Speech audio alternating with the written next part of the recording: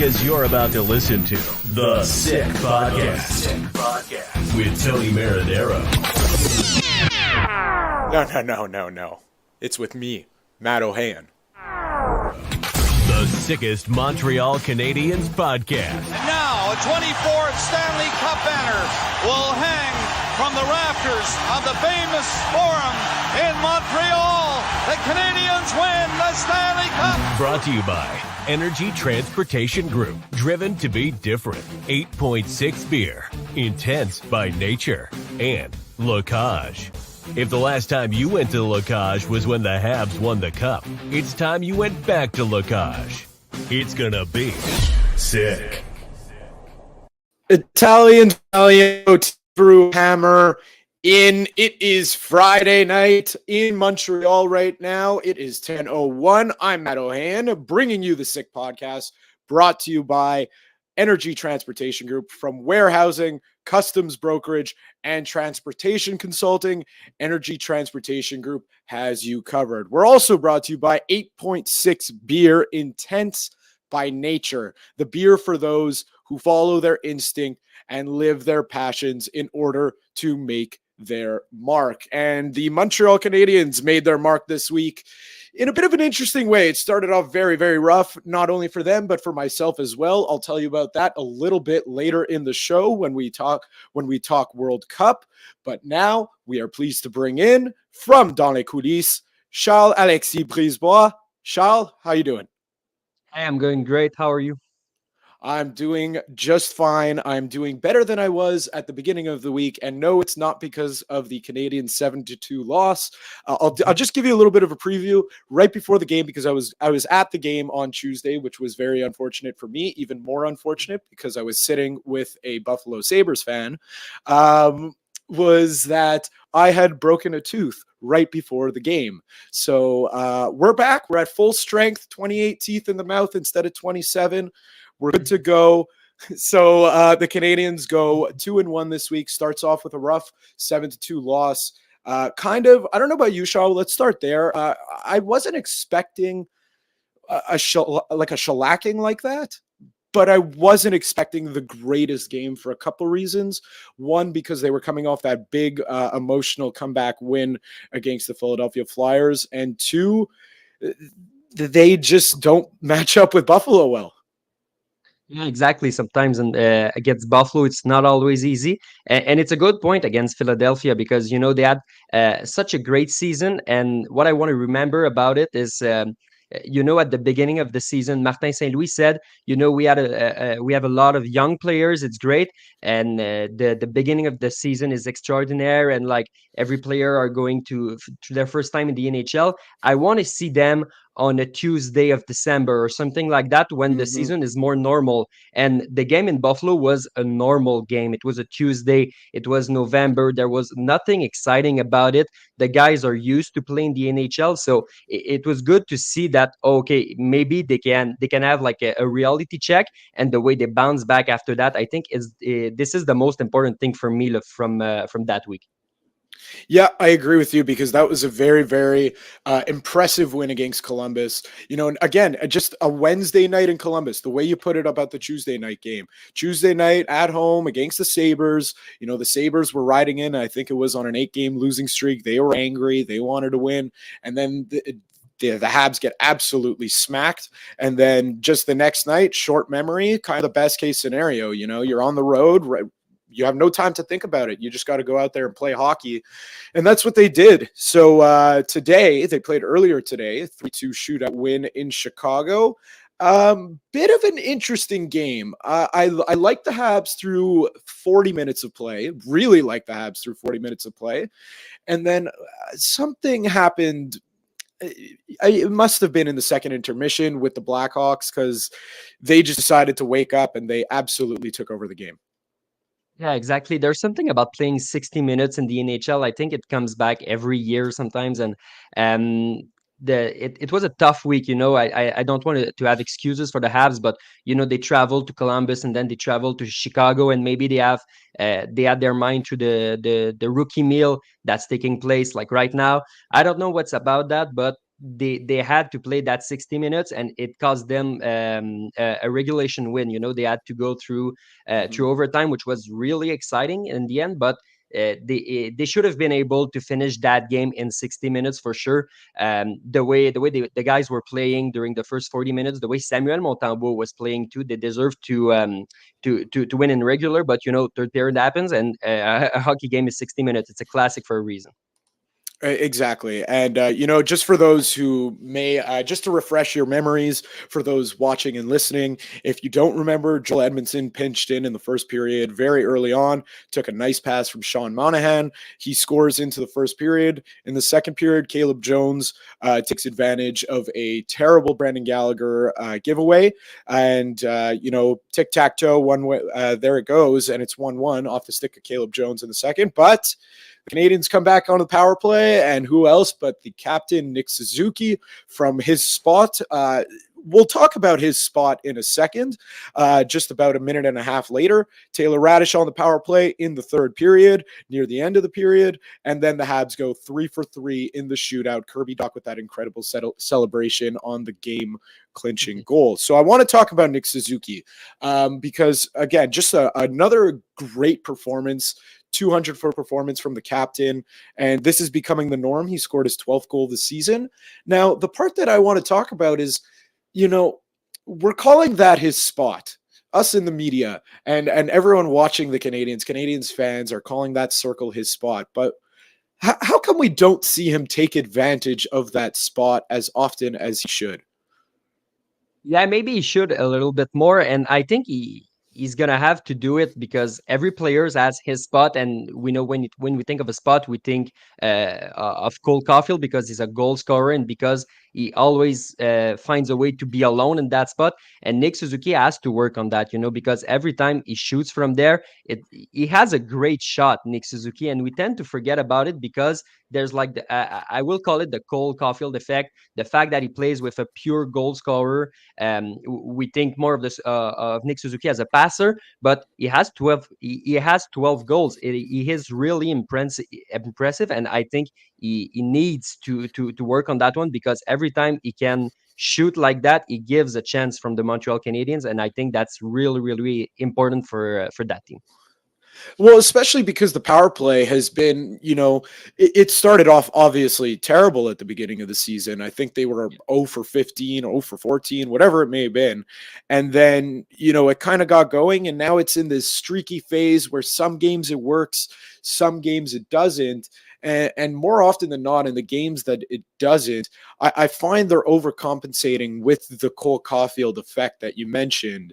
And, I think this game is a good reminder. That power play goal is a good reminder that, you don't always have to look for one trigger man on the power play because you got multiple in Cole Caulfield and you can have one in Nick Suzuki as well. So I would just really like to see him shoot from there more often. One of the guys who got an assist on that goal, he's had an interesting week, Mike Matheson, because I bring his name up because I don't know about you, but to me, since he's been in the lineup, the most noticeable defenseman in the best way possible. And I just find he's quickly cementing himself as the Canadiens' best defenseman. And I think he's played only 3 or 4 games. Yeah, he's really impressive. He skates so fast, and we knew he was a good skater, but it shows on the ice really. And when you look at times like in the power play, I think that puck is moving so well, and sometimes they don't score, and it's okay. You can't be 100% in the power play, but when Mike Matheson is on the ice, and it was noticeable last Saturday in the last seconds of the game, obviously when Cole Caulfield scored with 1.9 seconds to go, the puck was always going through Mike Matheson, and he can distribute it so well. I think it's one of the big effect of having him back because it's great to have like all forwards on the power play, but when you have a quarterback like him, and he's not one of the best quarterback of the league, obviously, but with the job he's asked to do, I think he's doing a pretty decent job. And maybe he's not 100% now because he has to acclimate to a new team and he's coming back from an injury. So I can't wait to see him in a few weeks to see what's his ceiling with the Montreal Canadiens. Yeah, it's interesting because I think like you said, I don't think he's the quarterback that everyone thought and thinks the Canadiens need, but with players like Nick Suzuki and Cole Caulfield on the power play, not to mention Kirby Dach, who's kind of getting lost in this conversation. He just does what he needs to do. I mean, he just distributes the puck well. He has good vision, and man, can he hold a line? I just there's very few plays that don't end up on a stat sheet that I get excited about than when a defenseman holds the line on a clear out attempt. Yeah, you're right about that. And Mike Matheson can do that. Really, you understand why Kent Hughes wanted to have like a veteran defenseman for Jeff Petrie, because yes, the kids could hold the line at the beginning of the season when Matheson was not there, but in the last few games they were kind of out of breath, and they needed to have that veteran presence back on the lineup, not counting Joel Edmondson also, but to have those two guys back that were not there on the first game of the season, it's really really important, because Caden Goalie is doing a great job, but he cannot be a first defenseman right now in the NHL for 82 games. He need to learn from that second line sometimes. So no, really to have Mike Matheson back is really really important for Martin Saint Louis, and I'm sure he's really happy about it. Sick Podcast brought to you by Playground. Playground has over 600 machines, poker tournaments, and Playground casino games, daily promotions, and unmatched customer service. Why go anywhere else? Located over the Mercier Bridge, minutes away from downtown Montreal. Another player, I mentioned him, and I think you mentioned Martin St. Louis. He's loving this guy as well, and the love affair for Kirby Dach it keeps growing and growing and growing. We have an article out on the Sick Podcast website making the case for Kirby Dach to stay on the wing, and this is the blessing and a curse kind of having such a big surprise on the team, is that we've been having this conversation for weeks now, and I think it's going to continue, and I'm curious to get your thoughts on it of, where do you see this guy down the road? Are we keeping him on the wing? If you're Martin St. Louis, what do you say to yourself? Do we keep this guy on the wing, or, it's working right now there? So at what point, if you want him to be that center, do you kind of start pushing him that way? Because we saw it at the beginning of the season, wasn't working out, and then they have the line shuffle, and now he finds himself on the wing, but we know what he was acquired for. Yeah, and it's really a great question, Matt, because if I had that answer, if you had that answer, I think you would talk to Martin St. Louis to give him, because I think he wants to know. Right now, if it ain't broken, don't fix it, right? So for now, he's the winger of the that first line, that kid line, and you don't want to break it. But at a certain point, you heard Jeff Gorton saying on the Sick Podcast, I want to know, maybe on the future he's going to be a centerman. I think for now you want to hold that to that line that works so well, and you want him to just acclimate to the fact of playing with such big responsibilities without having to be the centerman. So we know that the draws, it's not like a strength for Kirby Dach. For now, on the wing, he can concentrate on being that guy who can feed Caulfield and Suzuki. And I think an aspect that we need to take into account, when you have a strong duo of Caulfield and Suzuki, it's hard sometimes to find someone to complete them. And Martin St. Louis was a part, when he was playing for the Lightning, was a part of a strong duo, and Alex Burrows was completing the set-in. So there's two guys who knows exactly what it is to have a duo and to complete them with a third person. For now, Kirby Dach is working great, and I think for now you need to hold on to that. Maybe next year you're going to the training camp and say, maybe we want to try that, see if he can be that second lineman. But for now, I think I want to see him to be a winger. And even if you acquired him to be a centerman, you need to adapt in the NHL. And for now, that structure is working. So for now, I want to see him staying at wing with the two kids. Yeah, I'm right there with you because he just looks like every game he's getting more and more confident with the puck on the stick, which, you would think would naturally happen. But if you think about it in a different way, he's on a line with the Canadiens' two stars of the future. That's all he hears in the media. And only just now he's recently starting to get some love. So that's a tough spot to put a 21-year-old kid who, came in and was kind of a reclamation project, we'll call it. He didn't really work out in Chicago. They gave up on him, and he needs to get his confidence up. And you would think what better way to get his confidence up than to put him with the two stars of the team. But then again, if he's not producing, that it goes completely the other way of, he could get in his own head, I'm with the two best players on the team and I can't put up any points. Mhm. This is kind of tough. So I think it was a great gamble. It worked out. And I just want to see more of Kirby Dach. I love the way he moves on the ice. Yeah, absolutely. He's really great like that, and it's a good point because Martin Saint Louis tried a lot of players at the beginning of the season with Caulfield and Suzuki, and it didn't work for many of them, or didn't work as high as the expectations because the kids were producing a lot, and Caulfield was scoring, and Suzuki made great passes, and sometimes like the third lineman looked like a passenger, but right now Kirby Dach, he's not a passenger, he's driving with the two. And as long as it's working, as I said, you need to ride that wave. So, Agnello and Sammy, let's bring up the rest of the lines from the game because we've only talked about the kid line. So if we could get that, thank you very much. The second line, I had my issues with it, and we'll talk about it in a second. Before we get to the negatives, I want to talk about another duo that was out there, and that's the one you see on that third line of Sean Monahan and Josh Anderson, because I personally thought Josh Anderson had a very, very tough game against Buffalo.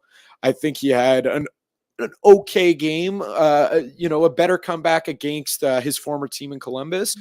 But I really liked him today. I really, really liked him, and I thought it was a shame that he couldn't finish on his chance. I forget which period it came in, but he had a really good chance in tight. I started off really liking Josh Anderson, and then I saw the shortcomings of, he kind of only shows up once in 4 games. How do you see this playing out in the future? Because there's a lot of talk. Tony's been talking about it all week on this podcast. I want to talk about it on mine, and I've brought it up a couple times in the past couple of weeks. Josh Anderson, you see him sticking around, or do you see him moving on from the team this year or in the offseason? Via trade, of It's a course. hard question. Yeah, it's a hard question to answer about Josh Anderson because there was so much attention about him last summer, and we were wondering, is he gonna be moved at the draft, or what's gonna happen because the price is through the roof, and they decided to stick with him. Some people made the comparison with Chris Kreider from Gorton's time in New York. I don't know if he can become a Chris Kreider, and I think if his value is quite high, you should capitalize on that because it's a player he's gonna be like what 31, 32, 33 when the Canadiens are gonna when the window is gonna be open. Is he gonna be as fast? Is he gonna be as involved in the game?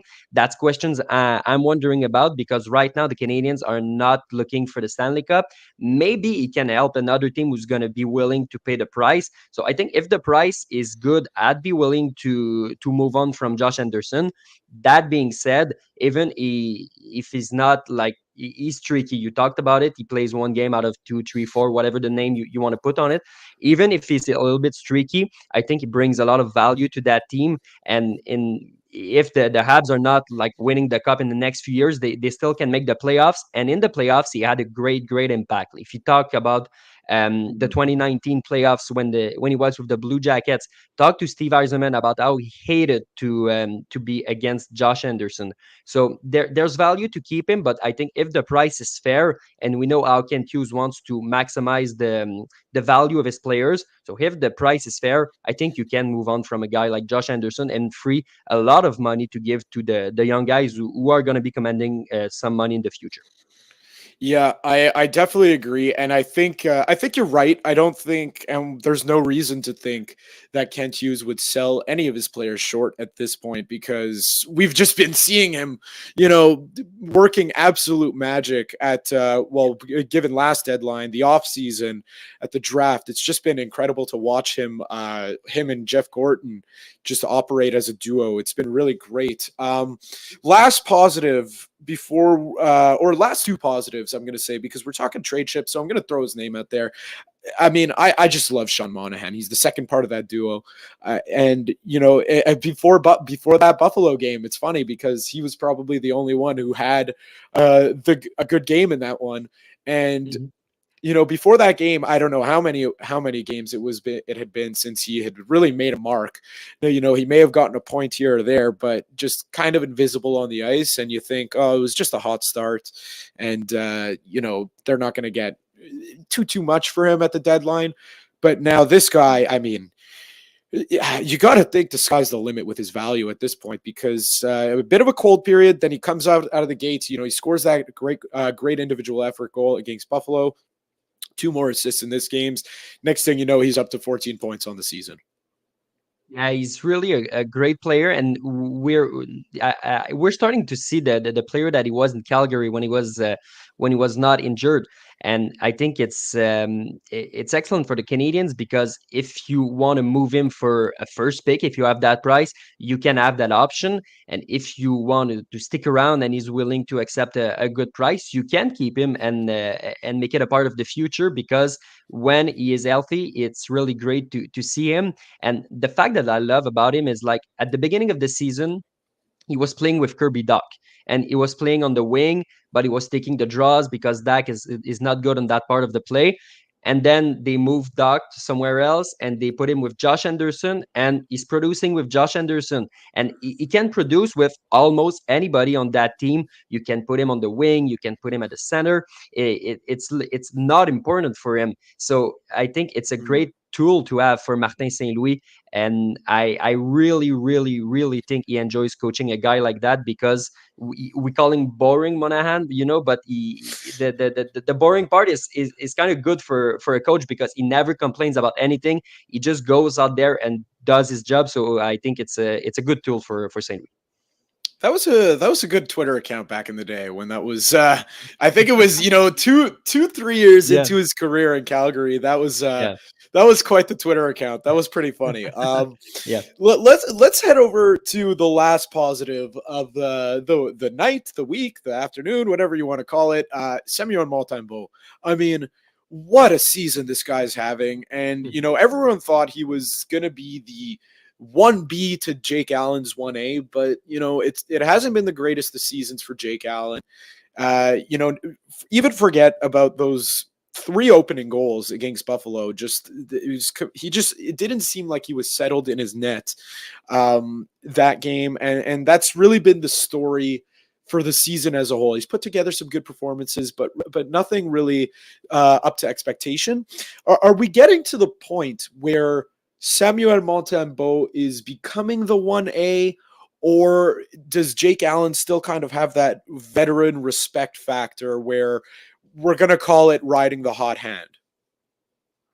Listen, I love what Samuel Montembeault is bringing to the table, and I think the fact that he's finally healthy and he's settled in his team, I think it's really important because he was brought back last year by Marc Bergevin at the last second through the waivers, and then he had to deal with the fact that suddenly he was a full-time goaltender in the NHL, and he got injured, and he played behind a bad team, and then he had that summer. He finally signed that contract, and now he's settled. He's an excellent goaltender, and we see sometimes some goalies who explode a few years into their NHL career.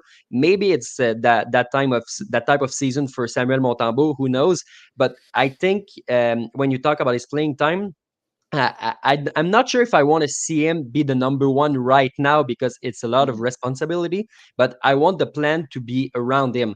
I want Samuel Montembeault to play because he deserves it and not because you don't want to see Jake Allen. I want to see him being at the center of the plan. So if Martin Saint Louis feels like he need another game, like it was the plan today, then you go and you give him one. And if you feel like he needs to rest a little bit, you give the net to Jake Allen. So I'm not ready to call Samuel Montembeault the number one goaltender right now, because I want to see a few more games and to see the consistency in his game. But seriously, he is really impressive, and I was not expecting so much first quarter of the season for Montembeault. Yeah, and you said it. The last point you just made of not expecting and of your expectations of him. I think a lot of people had the same expectations. Because we knew he finished last season injured. He had the wrist surgery in the off season. You mentioned he signs that deal, finally gets settled in, but just what an easy guy to root for, because he was put in such a bad spot, as you said last year, just getting shelled every game and just, coming out, answering the questions after the game and just being straightforward, not dodging anything. And you could see he really wants it. And maybe this has something to do with it, but because he's a good chez nous, maybe that makes him want to fight for it even more. So just he's such an easy guy to get behind, and I really hope his progression continues, because we're seeing. I don't want to call him a star and go that far, but we're seeing a quality goaltender develop before our very eyes. Yeah, absolutely. The development is very important, and it sometimes goes in the NHL, and we see that with the Canadiens, obviously. And I like his resilience, because you remember last January the Zach Kishin incident. No one came to his defense, but what did he do? He continued to play for that team, and he continued to try his hardest, and now it's finally paying off for him. Maybe the fact that he's a Quebecois and he grew up watching the Canadiens, maybe it's an added factor, but he's a really good goaltender, and he's learning on the job. So congratulations to Samuel Montembeault, because he's doing something really impressive right now. Yeah, and if you're enjoying this conversation, comment sick wherever you're listening, be it on Facebook, Twitter, YouTube. Comment sick, hit the like button. We'd really appreciate it. And if you're not subscribed to us yet, please subscribe to us. It's absolutely free. And no, I promise we do not spam you with emails and all the other stuff that comes with subscriptions. We just bring you this podcast every night from Monday to Friday. Okay, let's talk about it really quickly. I don't want to spend too much time because we're running out of time. I'm really enjoying this conversation. A couple negatives from the week and just from the day. The first one's going to be because you wrote an article not too long ago about, I think it was back on the 22nd, correct me if I'm wrong, on the next few games of the Canadiens. The next stretch of games, and how 14 of the next 20 are going to be on the road. And to me, that speaks to veterans need to start stepping up. That's the moment when you're on the road for a while, things could not go your way, and they could spiral out of control really, really quickly. And veterans need to start stepping up. And one of those guys, to me, it's the name that jumps out on every roster list you see is Brendan Gallagher in every way possible. He had a couple chances today, had a couple of, he had one breakaway and then the other one was called offside. But, 3 goals in 21 games. I know he's not the player he used to be, but I'm curious to get your thoughts, because he's not the player he used to be. He's not a 30-goal guy anymore. I'm okay with that. But I don't care how much money you're making. 3 goals in 21 games, no matter who you are in the NHL, it's not enough. No, it's not enough. And the fact that, Brendan Gallagher, in the past few years, we said, yeah, but we had long runs in the playoffs, and he's hard on his body and he needs to recharge. And he had that time during the summer, and everyone was like, okay, Brendan Gallagher is finally healthy. Maybe it's going to make a difference. And we're not seeing that difference right now. So I think that's what makes it hard, because if it was last year, we could have said, oh, okay, but we just had 6 weeks of an off season. It's not enough for a guy like him who's hard on his body. But now he's like running out of excuses, if you say so. I think he's gonna have to step up. I don't know how he's gonna have to take that next steps, but for sure with that contract and that salary, is in Montreal to stay. So he's gonna have to figure out the solution with Martin Saint Louis, because he's not going anywhere. Yeah, he's one of those that, if you could get anything, you're running after that deal. You're taking that deal and you're running. You're not walking. So it's just, again, it's the 3 goals for me. I know he's gotten opportunities, but it's I heard Marc-Andre Perreault say it earlier in the week with Tony. Is that what Michel Therrien used to say? If you're going to be in the lineup, you got to put up points. And he was talking about Jake Evans when he said that. And now it's becoming more and more evidently clear that it needs to be Gallagher. And, it's tough because I feel like he's kind of getting a pass because everyone understands that he's not that guy anymore. He's not the 30-goal player. He's losing the gas in the tank. There's a lot of miles there. But still, you got to be putting up the points. And, he's getting the power play time. Maybe take him off that second unit because that's a unit that seems to need work. And thankfully, I'm not Matheson St. Louis dealing with this problem because this is one that's tough to figure out.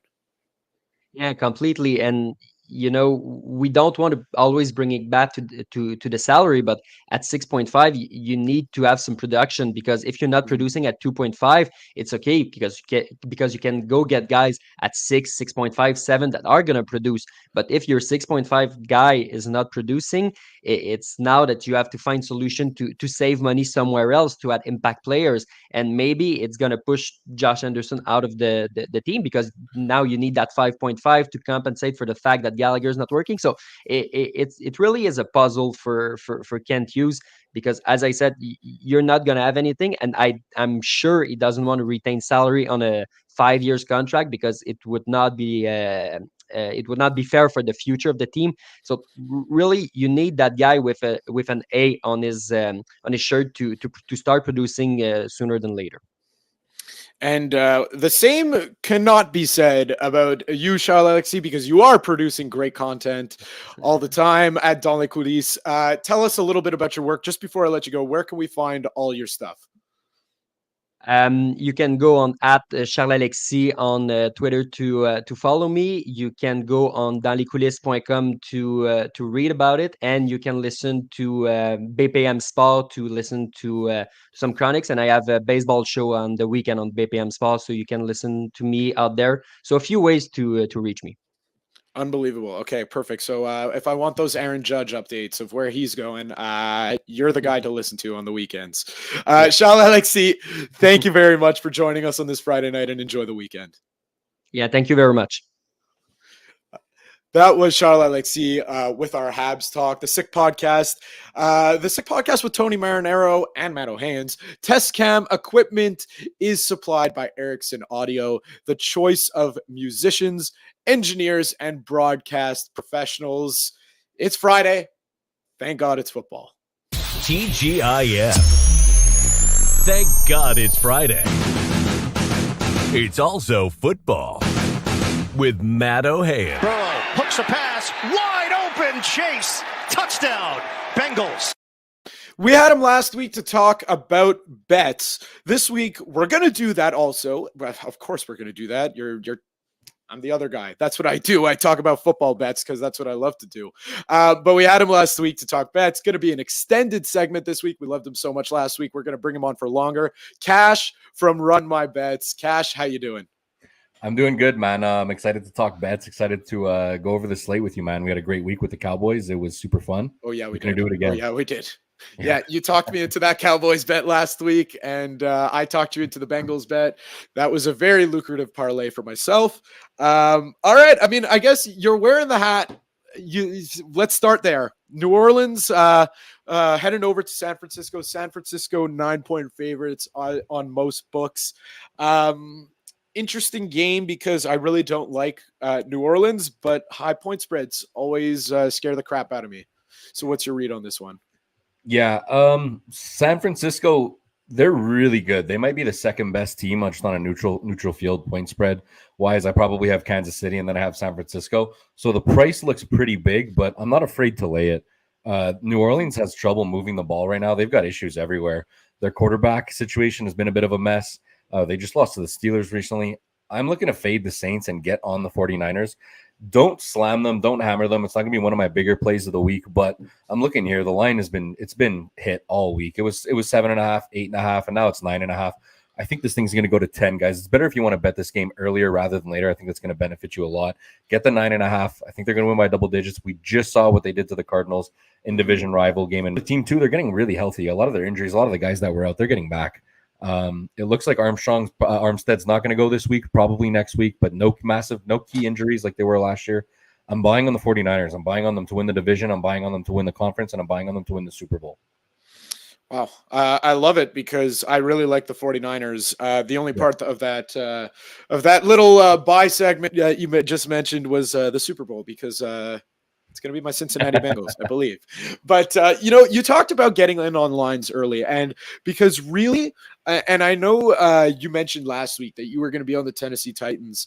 And understandably so, they have the coaching matchup, running away with the coaching matchup. It's a revenge game. They have a lot of rest because they played on last Thursday night to this coming Sunday.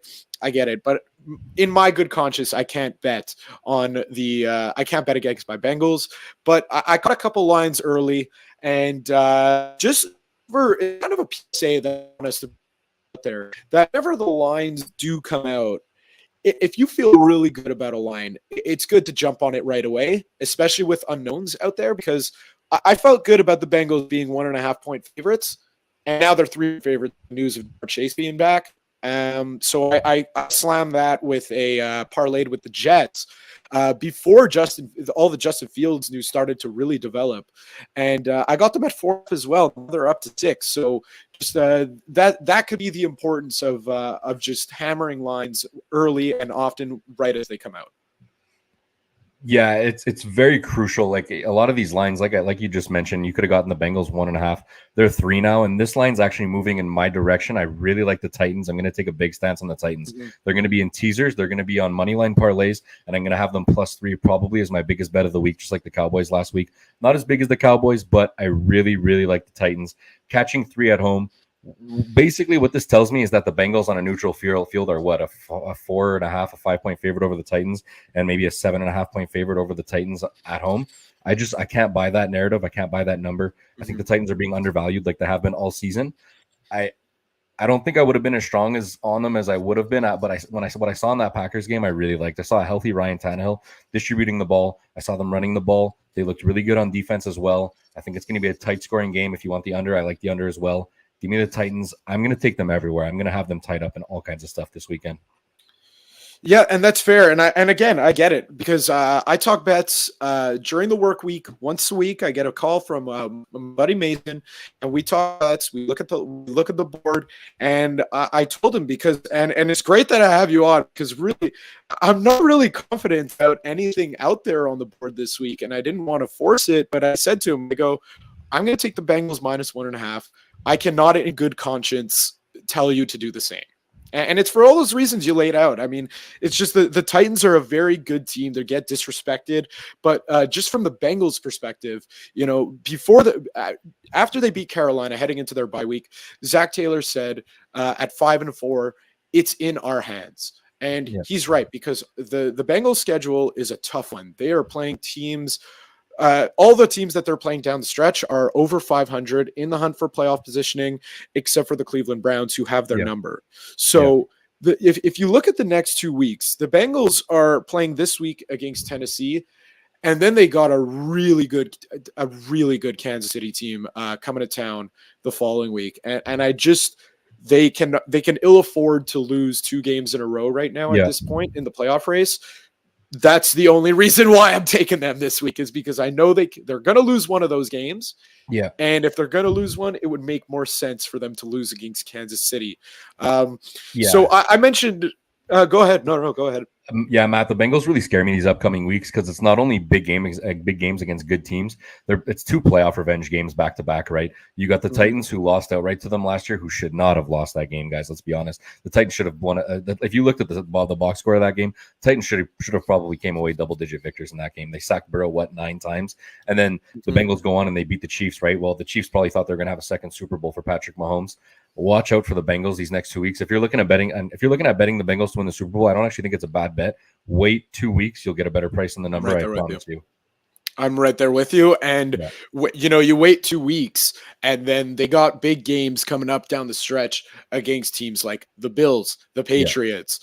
They also have another game against Cleveland. They have another game against Baltimore at the end of the season, which will probably end up being for their playoff lives.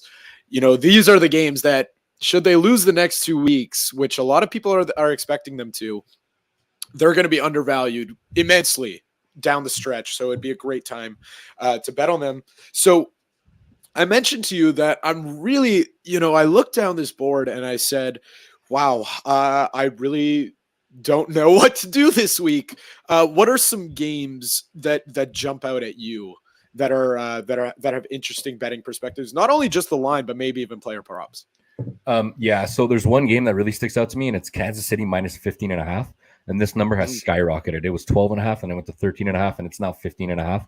And that's not public money, because a lot of the public recreational bettors, they're not betting the Chiefs on Monday, Tuesday, Wednesday. This is sharp money coming in here against the Rams. I like it. I like the side. It's going to be on my Sunday card. I'm not going to hammer it, and I'm going to tell you why I don't hammer it. I'm not going to hammer this play because the Chiefs do have a look ahead. Then following week, they're going to be playing the Bengals, the team who just knocked them off, and the Chiefs are going to want to win that game. So for the sole purpose of a look ahead spot, a little bit of a let's call a spade a spade. It's going to be a bit of a cold spot for the Chiefs. They're playing it's going to be an uninspiring spot. They're playing against a Rams team. This Rams team is an absolute mess. I don't exaggerate when I say this. This literally might be the worst team in the NFL right now. Their offense is anemic. They're on their third string quarterback. Their defense has been okay, but even if they give up 21 points to the Chiefs, which we think is automatic, I don't know that they're going to be able to put 6 points up on the board. I really don't know that. And then you get turnovers in the mix too. If the Chiefs put up 4 touchdowns, the Chiefs are going to cover this number. So a lot of people see that big number and they're a little bit deceived by it. They're going to think, oh, Rams plus 15.5, the Super Bowl champions. There's no way they're going to get blown out, right? I think the game could get really ugly. I think it'll be one of the worst games of the year. Bet the Chiefs. Yeah, and you know what? I've said it many, many times on this podcast. I said it to you last week, and I said it to you right off the hop when we were talking about the Niners on big point spreads. I don't really love double-digit point spreads, especially in the NFL. But this one, it's all signs pointing to it happening. I mean, for all the reasons you just pointed out, and you could even. You could rationalize it by saying, hammering the Rams by saying, that they have Cooper Kupp. Well, Cooper Kupp's injured also. That's their number one weapon that would help that backup quarterback or a third string quarterback. So it's a tough spot for the Rams. The only thing I fear is there is that stat out there of Patrick Mahomes as a double-digit point favorite. He doesn't do too well, but this might be one that might improve that record. Let's talk this one because it's a really intriguing game to me, and I'd say that for a couple of reasons. So I'm looking at Tampa Bay as 3.5 point favorites, heading over to Cleveland. This is one of the more interesting games on the slate this week because what's this Cleveland team going to look like? They just had a tough loss, and then they know that they have Deshaun Watson coming back. Playoff chances are kind of slim at this point, if not completely dead. Yeah. But they know they need to win for the Deshaun Watson effect to have an effect because they'll have 6 games with Watson down the stretch. If they win all those 6 games, in theory, if you go on a 6-game run, you can make the playoffs. But on the other side, there's the Tampa Bay Bucks, who have the worst rushing offense of all time. Yeah.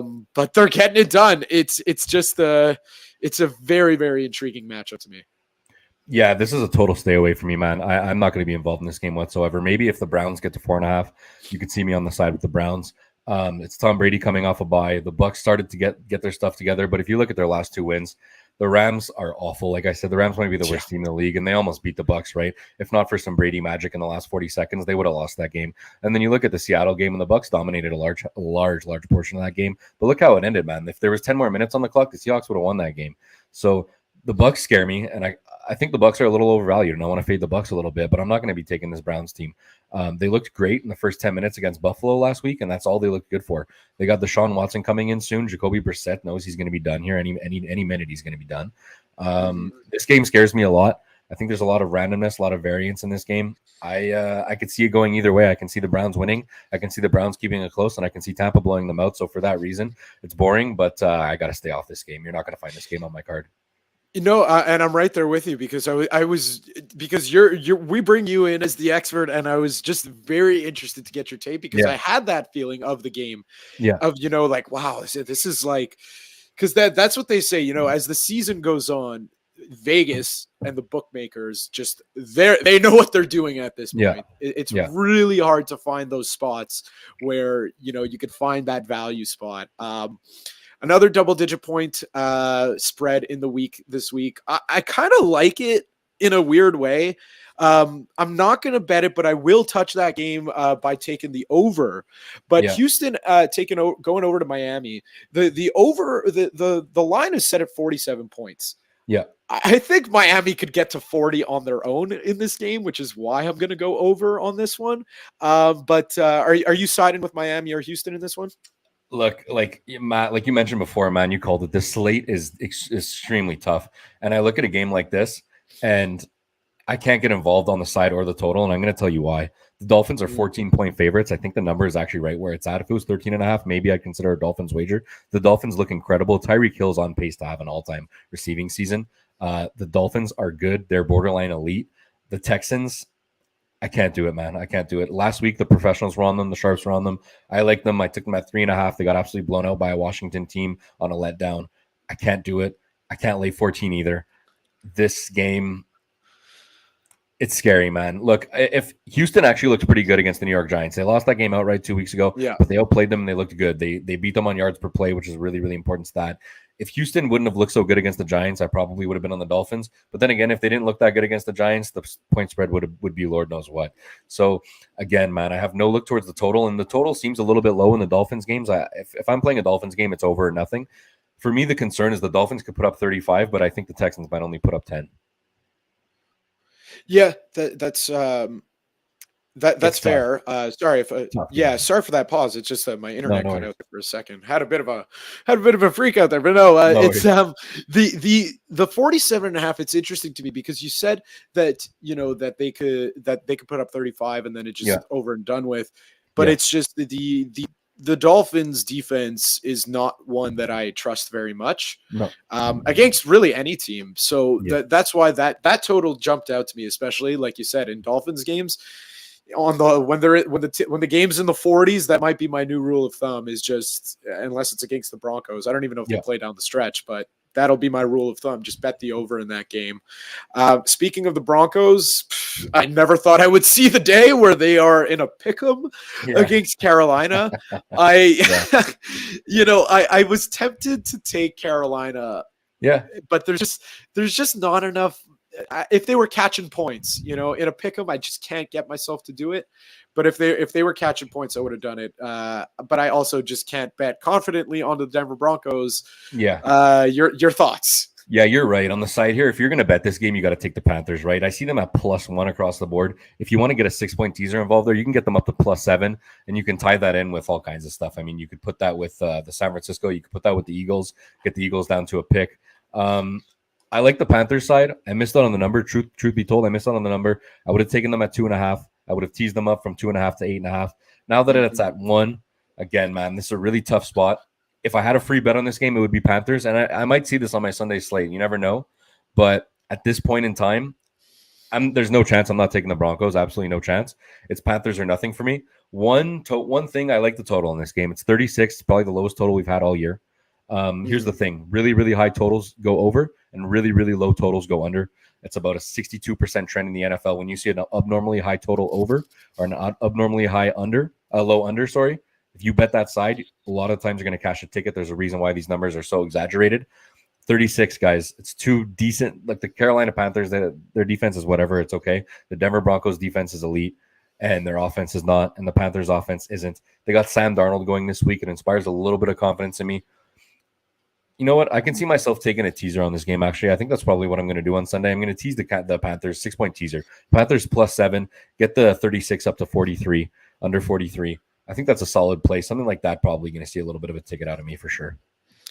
So just to prime you, we are going to do sick picks together. So get your top 5 bets of the week ready. But a game that I need to get your opinion on, another one, just because, again, this slate is just insane. And this number jumped out at me, but not as a hammer spot because of the way they've looked in the past few weeks, but as a why is this number so low? And it's probably for that reason, which is the Baltimore Ravens.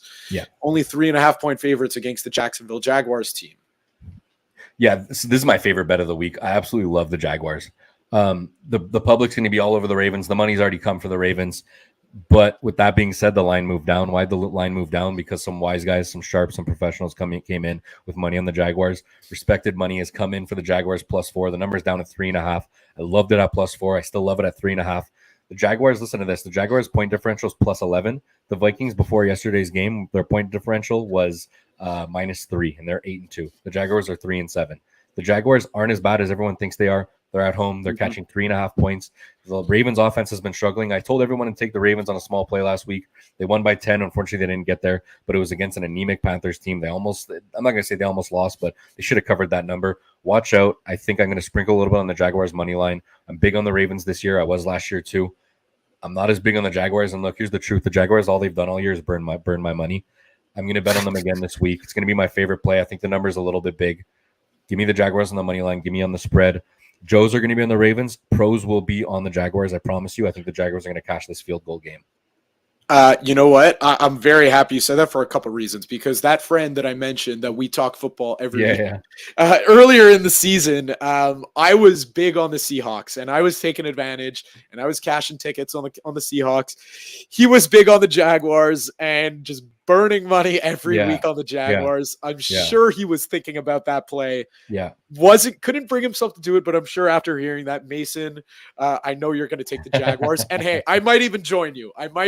On that one, because it's one where, you said it yourself. The Jaguars aren't as bad as everyone else makes them to be.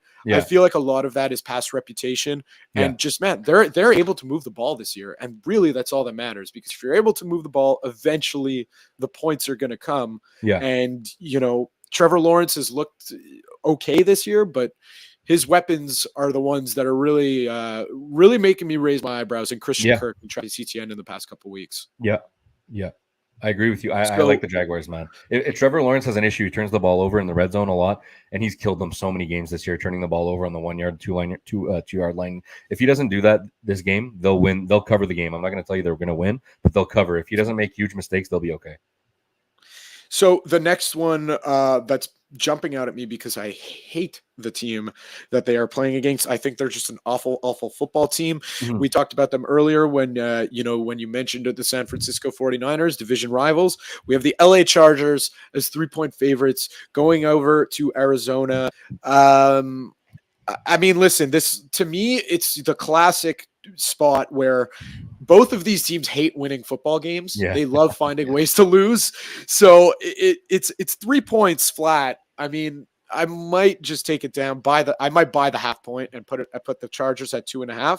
But I don't know. Whenever I see the Arizona Cardinals in a tight line, I just think to myself, this has to be a trap. I need to stay away from this. It's a tricky number. At 3, it's a stay away from me, but I'm seeing 3s at +100 actually for the Chargers. Very similar game. So the Chargers visited Atlanta, I think 2 or 3 weeks ago. Same thing happened. It was -3 all week. On game day, Sunday morning, the number came down to 2.5. I fired on the Chargers. What happened? They won with a walk-off field goal. They won by 3. If the number is 3, there is no chance I'm involving myself in this game. If you can get a 2.5, the Chargers need this game a lot more than the Cardinals do. The Cardinals season is over. Let's be honest about it. The Chargers still alive, still humming. They're a team that can beat the Chiefs. Trust me, if these two teams meet in the playoffs, the Chargers have a legitimate chance at making a push. They did last year and they do this year. Watch out for the Chargers. I'm buying on the Chargers. If this number hits 2.5, it'll go from being a no play to a big play for me. That's how much the half point matters for me at this point. Yeah, I'm right there with you. And the fact that it is that, like you said, they're at +100, the 3-point line in some places, you could possibly get that half point at a pretty good price if you're going to buy down on it. So, so that could be that's a great play to me, because again, it's just, you'll hear me say it over and over again on this podcast. I really think the Arizona Cardinals are a really bad football team. Yeah. It might be a different story when Hollywood comes back because they'll have a complete offense at that Yeah. point. But until now, I can't trust. We don't even know if Kyler Murray is going to play, but we can't trust him. You can't trust Cliff Kingsbury, and just what more do you need to justify? Back too. Exactly. Keenan Allen, Mike Williams. Watch out for the Chargers, man. A couple more games I want to talk about with you because there's interesting lines that jump out to me, and we're going to start with this one, and it's going to be Green Bay paying a visit to Philadelphia at 6.5 point favorites. Yeah. So that same friend Mason, who has lost all of his money on the Jacksonville Jaguars, has made it fading the Eagles on the line. Is this another spot to fade the Eagles on the line? It's tricky, man. At 7, I wanted to take Green Bay. At 6.5, I'm actually leaning the Eagles. I think it's actually a good spot for the Eagles. They're home, primetime game. They just had a scare against the Colts, and they lost to the Commanders. The Eagles are going to want to get right. And I think the Packers lost their season. I think the season was over when they lost to the Titans. They got a massive momentum. They won and beat the Cowboys. If they could have shown me something against the Titans, I had the Titans in that game, admittedly, and we won. That was a really nice ticket I cashed. But I was scared of that. Maybe the Packers turn a corner and maybe they save their season. They didn't, guys. The Packers are not a good team this year at all. I'm scared of the Packers, man, because here's the thing. They can't make the number too high because it's Aaron Rodgers. Look what he did with the Bills. The number was 10.5. He backdoor covered that number by himself, right? If it was 7, I would lean Packers, but if it is 6.5, I will have Eagles in my pocket on Sunday night, 100%. I could have them in a teaser as well. Get a 6-point teaser on there, like I mentioned with you before. You get that maybe with Carolina. You get Carolina +7. You get the Eagles -0.5 point. Just need them on the money line. Something like that really intrigues me. Something like that I think I could do. If the Eagles lose, they're a loss away from the Cowboys, away from losing the first seed, the bye. The Eagles should walk their way to this bye, to this NFC divisional round without having to play in the wild card. But watch out, man. If they lose another game, they're going to be in trouble. I think the Cowboys are a lot better than them, and I think the Cowboys will beat them. And they're head-to-head, so the Eagles need to win every single game on the way out. So 2 more games we're going to touch before we move on to our sick picks of the weekend. Las Vegas paying a visit over to Seattle. Seattle are 4-point favorites. Yeah. This one, it's again another intriguing one on me because it's 4 points. I'm leaning Las Vegas, especially because before their bye week, Seattle, they kind of got exposed against the Bucks. Yeah, and like you said, 10 more minutes in that game, the Seahawks probably win that game. Yeah, but you saw what Geno Smith looks like under pressure. It's an ugly, ugly thing, and the Raiders just happen to have Max Crosby, who's one of the best pass rushers in the league. Yeah, you're on the right side, man. The number is moving as we speak. I think it's getting hit. I think it got hit 5 minutes ago. It's down to 3.5 at global marketplaces like that. I think it's going to be 3 on Sunday.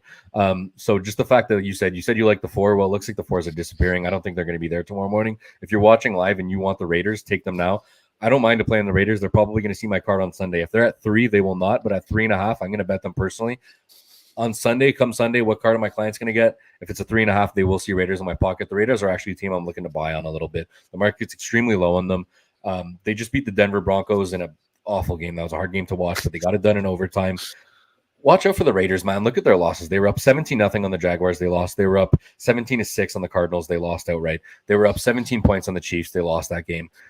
If you flip a few of these results around and they might be the first place in their division, maybe not the first place in their division, but they might be in a playoff spot. That's a lot of things. That's something not a lot of people take into account. There's a lot of variance in these games, a lot of randomness. If you take out those 17-point swings, those games where they were up so big, if you take them out of the equation, they're 6-4 maybe. Watch out for the Raiders. I'm buying on the Raiders. I like the Raiders at 3.5. If you can get a 3.5 now, I recommend you bet that right now. So one more game. And it's going to be the Monday nighter. Pittsburgh at Indianapolis. Indianapolis are 2.5 point favorites. Wow. This to me is a smash hammer. Don't even think twice on the Pittsburgh money line. It's just that offense. They moved the ball against a very, very good Bengals defense last week. And, it was their defense that let them down. And TJ Watt knows that because he was essentially shut down in that game, except for that spectacular interception. I think this is where TJ Watt shines the brightest, which is in primetime, because that's what the best players in the NFL do. I think the Colts kind of got away with catching a sleeping Eagles team last week. Yep. This line to me is way too low. I'm smashing the money line on Pittsburgh this week. How do you read this one? I like the Colts. I don't know if I'm going to bet it. It's a really tough spot. I want this line to move a little bit. If I can get a 3 on the Steelers, I don't think I will, but if I can get a 3, I'll definitely be on the Steelers. If this line stays under a 3 and my clients really want to play for the prime time, I'm going to hit the Colts. The Colts just look like a little bit of a different team since they fired Frank Reich. I think Frank Reich's an outstanding coach. I think he's going to find a job next year. I just think it breathed new life into them getting Jeff Saturday. Matt Ryan's playing. Jonathan Taylor's playing again. This is the Colts team that I thought were going to be at the beginning of the year. Really solid defense. A little bit of a slow offense, but a good run game. If Matt Ryan does not turn the ball over, I think the Colts are going to win this game. That's what it comes down to, though. He's been pressured so much. He's been hit a lot. He's been sacked a lot. That's what scares me a little bit with this game. No official at this point in time. I lean Colts. I like the Colts. My mind might be changed on Monday, but at this point in time, if I had to bet this game, I would take the Colts. If this number hits 3, though, it is instant bet on the Steelers. And I know a lot of people are going to say, how can you flip-flop so easily on a half point? In the NFL, these numbers are so important. The number is everything. 3, 3.5. 4.5, 6, and 7. They are such big numbers. If you can get these numbers, it's the difference between winning and losing a bet, especially in a game with a low total like this. If you're catching 3 points, either way, you got to take it. There, yeah, I'm right there with you. The half point, especially on the significant numbers, are massive, and 2.5 into 3 is a very, very significant number. Yeah. All right, let's do it. Let's get to sick picks. It's time for Sick Picks, brought to you by Betway. All right, so we're doing it. Sick Picks brought to you by Betway. Please gamble responsibly. You must be 19 years or older to sign up for an account. So I'll give my first pick of the week. We'll kind of go 1-1, 1-1. And I said it right off the hop. I mean, Pittsburgh money line. I'm convinced of it. I love TJ Watt. I am his biggest fan, which is saying a lot coming from a Bengals fan. Yep. I will go till the end of time calling him the best player in the NFL right now. So give me a Pittsburgh money line with a healthy TJ Watt and a defense that is looking for revenge after a pretty pitiful performance last week. I'm going to go with the Falcons +4. One game we didn't talk about. It's not the flashiest game. It's not the most exciting game. Give me the Falcons +4, run heavy game. It's going to be a field goal game. Someone's going to win this game by 3 points. There will not be a blowout. The total in this game, I'm looking at it right now, guys. It's 40.5. It's a really low total. You're giving me 4 points with the Falcons. The Falcons are going to win this game outright. I think they're the better team. They're catching 4 points as well. I think the Falcons on the move. Get them with the 4 points now. This line is going to move. I'm shocked that it stayed at 4 all week. Yeah, and you know what? I'm right there with you. That was my second one. Is Falcons +4. They're just a weird team, man. I can't get a grasp on them. And I think, with Kyle Pitts on the IR, I think they're really just going to start smashing the ball down the throat, which, just to give everyone perspective, I watched the game against Atlanta and the Bengals. Yeah. They were down 17 points, and still, what are they doing? Pounding the rock. So give me the +4. I like that one as well. Yeah. Another one that I'm going to go to, you're going to want to hold your nose when you do this again. It's not fun. Just the professionals are on this game, guys. I'm telling you, the pros are betting this game heavy. The Jaguars +3.5. Doesn't look nice. It doesn't look pretty. It's not something you want to do. You're going to like it when 4 o'clock Eastern hits and you got extra money in your pocket. Take the Jaguars +3.5. Sprinkle 10% of your bet from the spread. Sprinkle it on the money line. They're going to win the game. I'm not positive they're going to win the game. I'm not guaranteeing anybody that. They're going to cover the spread, though. Sprinkle a little bit on the money line. Get involved in the spread. I like the Jaguars +3.5 a lot. It's going to be my top play this week, I think. Another one of my plays this week is going to be Houston and Miami. I said it earlier, the over the 47 points. I doubt it'll go down, but if it does, especially at 46.5, I'll take that all day. But right now it's at 47. I will take that and run with it because I think the Dolphins can put up 35 to 40 points on their own. And that is light work for a garbage time touchdown off the hands of Davis Mills or out of the hands of Davis Mills into one of his weapons. So give me the over in the Houston and Miami game. Yeah, look, and I'm not disagreeing with you. I'm just saying for me personally, I'm staying off the game. If you feel confident, man, I might fire with you. For me, if I had to lean the total, it'd be over or nothing. It's just, The Dolphins get there with overs, man. They do get there. I'm scared of the Texans laying an egg and dropping 3 points. Mhm. But like you said, the Dolphins defense has been butter, and the Dolphins games go under, man. Same with the Bears games. I'm with you on it. I'm not going to fade. I'm not going to tell people not to take it. I don't mind the play, truth be told. If the number comes down, I will be on the over 100%. So I think this is my fourth selection. Yeah. Listen, I got it at 1.5. Like I said earlier, it's now at 2.5. Some places it's 3. Yeah. I will not advise people to take the Bengals -3, but Yeah. at 2.5, Cash, I know you're big on the Titans, but you could see an argument, and you could see the argument that I presented to you as to why they could cover 2.5. I'm going to take Bengals -2.5 as it stands right now. Yeah. Again, if that number raises, do not touch it. I got it at 1.5. I'm very, very lucky, but take it at 2.5 if you could find it, according to me. Yeah. You're right 100%. If you want to take the Bengals, you got to take them now. Don't take a 3 on that game. I promise you guys. Do not take a 3. That's going to be ugly. I think even if the Bengals win, the 3 is really, really important. I think the Titans are going to cover the 3. We'll find out, guys, on the next episode. My last play for sick picks, it's going to be the Jets -6. This one's going to surprise everybody a little bit. It's been a tough slate, guys. Truth be told, it's one of the hardest slates I've ever seen in the NFL. I've been capping the NFL for 5 years now. This slate is pretty tough. I like the Jets -6, though, in a nice spot. Everyone's heard the news about Zach Wilson. Mike White's coming in. I'm not betting the Jets for their offense. I'm fading the Bears because Justin Fields probably isn't going to go. And even if he goes, he's severely injured, man. I think this guy should stop, tank some games, get a better pick for the Bears. He's their guy. He's looked great all season. You guys were right with the rushing yards last week, but look what it did to him. It absolutely destroyed his body. Yeah. And it just goes to show you, man, look what Lamar did 2 years ago, beating the rushing record.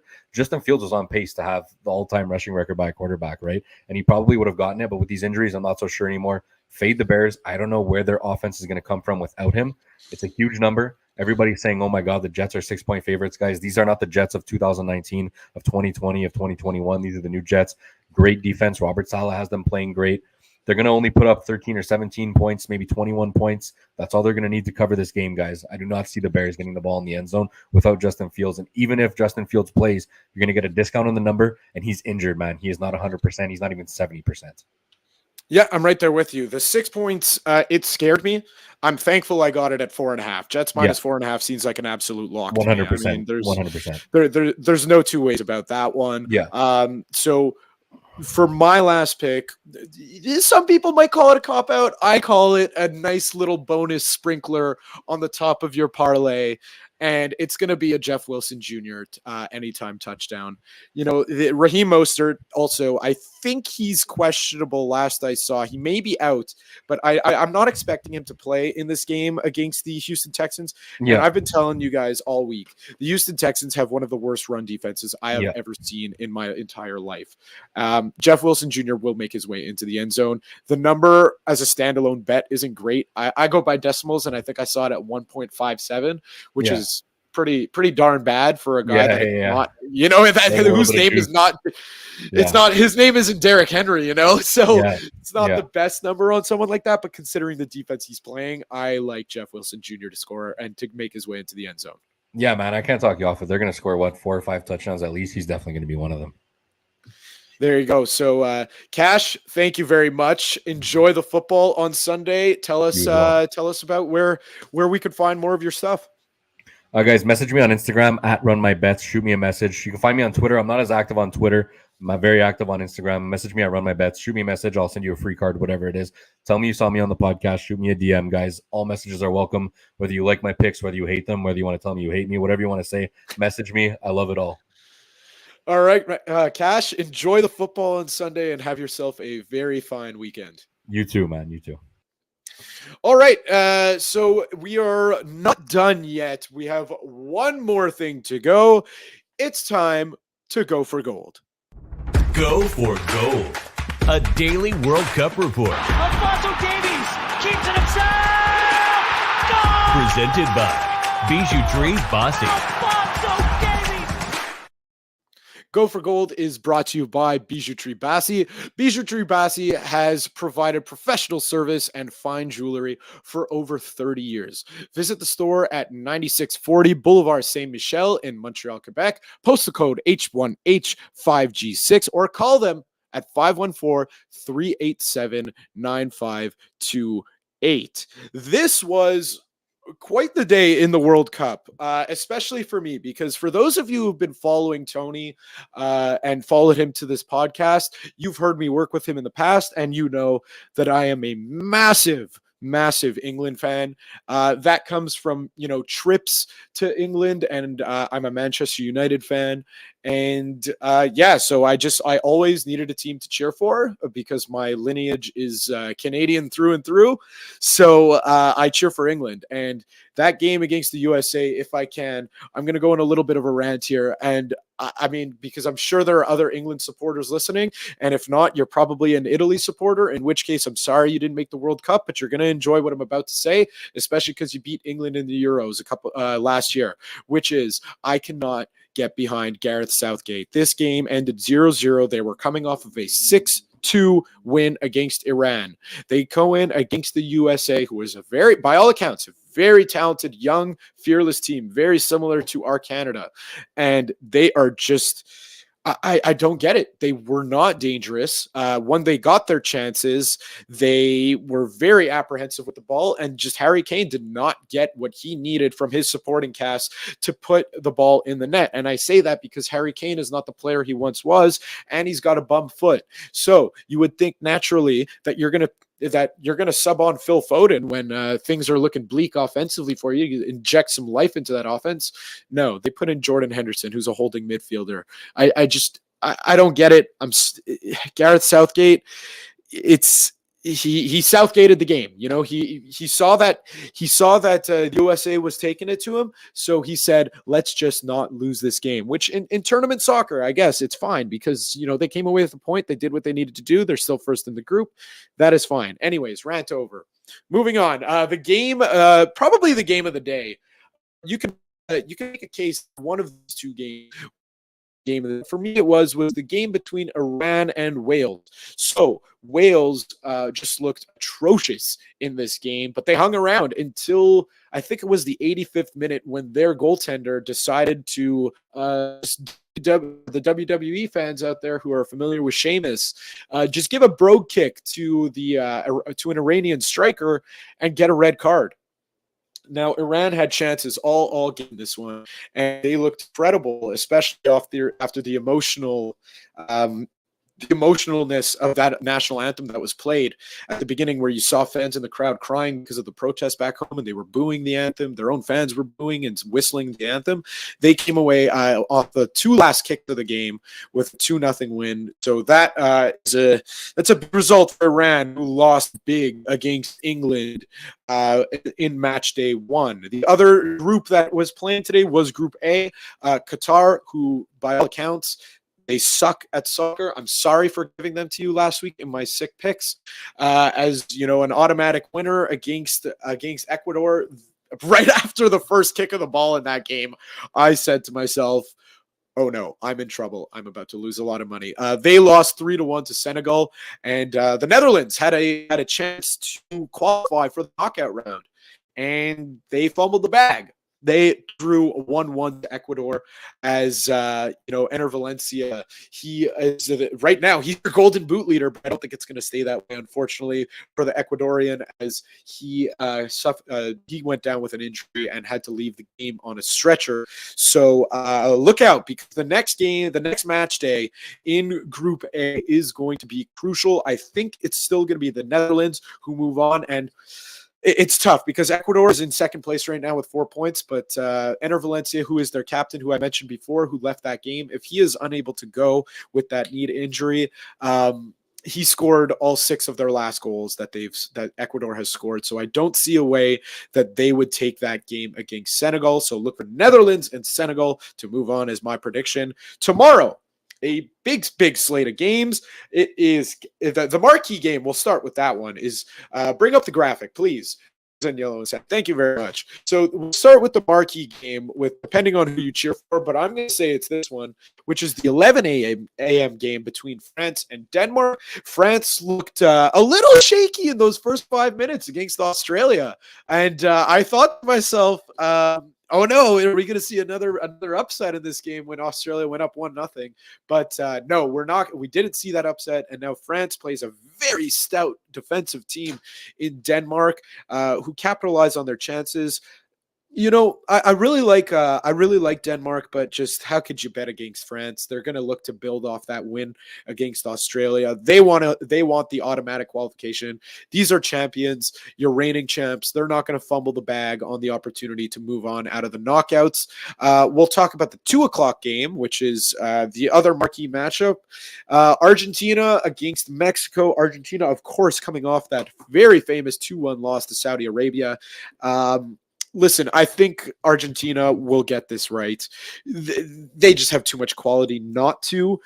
This Mexican side, they fight hard. We've seen them a couple times against Canada, and we saw it in their first game. And the second things don't go their way, they start to crumble a little bit. And I think that's what we're going to see here against Argentina. I think Argentina, Messi will this team into winning that game because they know they need to win. Next up is Poland against Saudi Arabia. We'll talk about that one. Saudi Arabia, all the credit to them. They won, but there's just too much celebration around this game.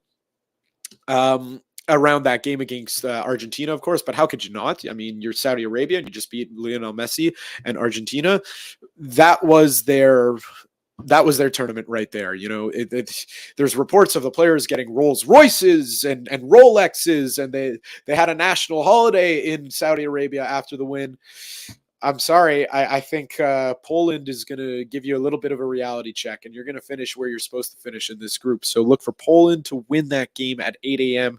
And then the game that only the hardcores, at least in my time zone, will be up at to watch, which is Tunisia against Australia. I really like this Tunisian side. They showed me a lot in their first game. I think they were really, really impressive against Denmark, and I think they'll just outright beat Australia. I had hopes for the Australians at the beginning of the tournament, but then I just saw the way that I thought they would finish third. I saw the way Tunisia looked against in their first game, and I just love the way they looked. So give me Tunisia to win that game. I'll just talk about Sunday really quickly because, of course, Canada is playing at 11 a.m. against Croatia.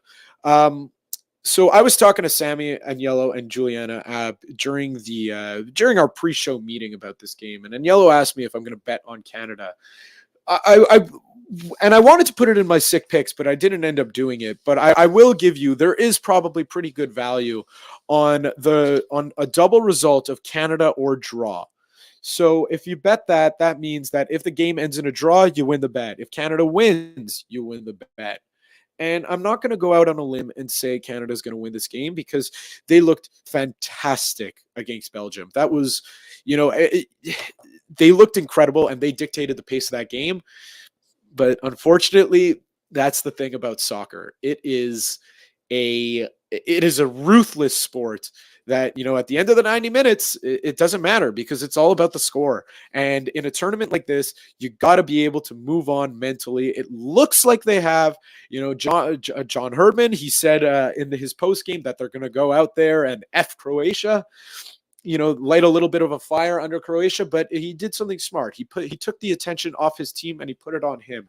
I think that's a very savvy veteran coach move in gamesmanship. So look for Canada to draw because the way for Canada is going to qualify, I'm going to draw it out for you, is that right now Belgium has 3 points with 2 games to go. Their next game is against Morocco on Sunday. You have to assume that Belgium, it doesn't matter how they looked against Canada. I still think they're the cream of the crop of this group, and they will probably likely win all 3 of their games, giving them 9 points, meaning that Canada has already contributed to 3 of those 9, and they need to draw and win 1 game in any combination for them to have a chance at qualifying. So I think they're going to draw against Croatia, and then John Herdman will get his troops together, and they will beat Morocco, and that's the way that they're going to qualify. So go Canada, go. Now, at the beginning of the podcast, just quickly, because I'm making Agnello and Sammy and Juliana, I'm making you guys work overtime. I'm sorry, but I have to tell this story. I said that I have 28 teeth for battle strength because on Tuesday night, I was on my way to a Habs game. I did something very, very stupid.